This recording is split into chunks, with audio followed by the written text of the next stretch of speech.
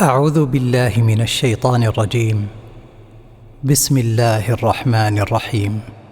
والنجم إذا هوى ما ضل صاحبكم وما غوى وما ينطق عن الهوى إن هو إلا وحي يوحى علمه شديد القوى ذو مرة فاستوى وهو بالأفق الأعلى ثم دنا فتدلى فكان قاب قوسين أو أدنى فأوحى إلى عبده ما أوحى ما كذب الفؤاد ما رأى أفتمارونه على ما يرى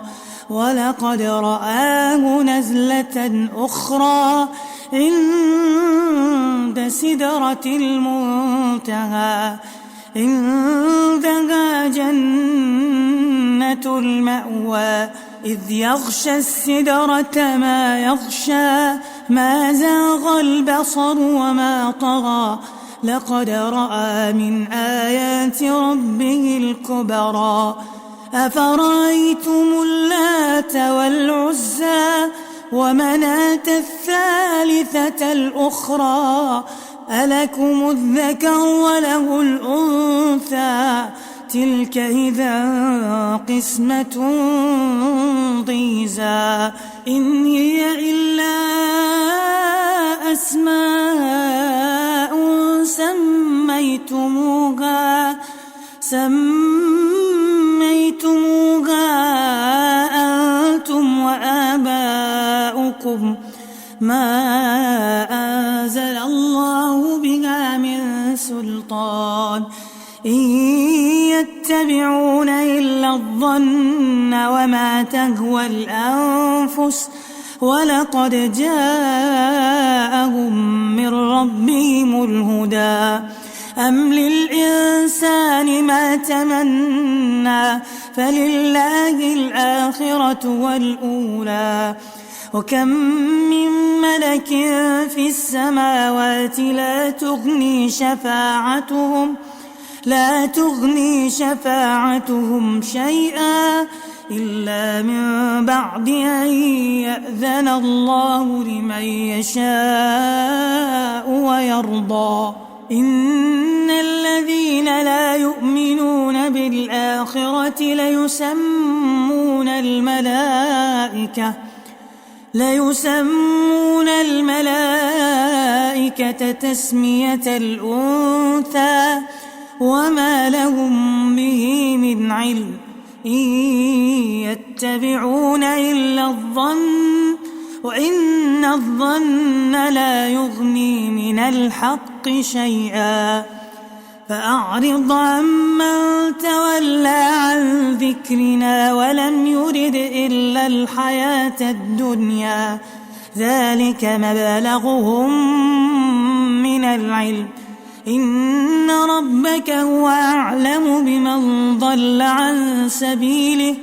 وهو أعلم بمن اهتدى ولله ما في السماوات وما في الأرض ليجزي الذين ساءوا بما عملوا ويجزي الذين أحسنوا بالحسنى الذين يجتنبون كبائر الإثم والفواحش إلا اللمم إن ربك واسع المغفرة هو أعلم بكم إذ أنشاكم من الأرض وإذ أنتم أجنة في بطون أمهاتكم فلا تزكوا أنفسكم هو أعلم بمن اتقى أفرأيت الذي تولى وأعطى قليلا وأكدى عنده علم الغيب فهو يرى أم لم ينبأ بما في صحف موسى وإبراهيم الذي وفى ألا تزر وازرة وزر أخرى وأن ليس للإنسان إلا ما سعى وأن سعيه سوف يرى ثم يجزاه الجزاء الأوفى وأن إلى ربك المنتهى وأنه هو أضحك وأبكى وأنه هو أمات وأحيا وأنه خلق الزوجين الذكر والأنثى من نطفة إذا تمنى وأن عليه النشأة الأخرى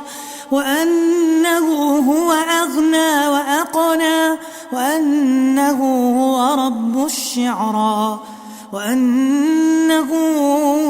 أهلك عادا الأولى وثمود فما أبقى وقوم نوح من قبل إنهم كانوا هم أظلم وأطغى والمؤتفكة أهوى فغشاها ما غشا فبأي آلاء ربك تتمارى هذا نذير من النذر الأولى أزفت الآزفة ليس لها من دون الله كاشفة أفمن هذا الحديث تعجبون وتضحكون ولا تبكون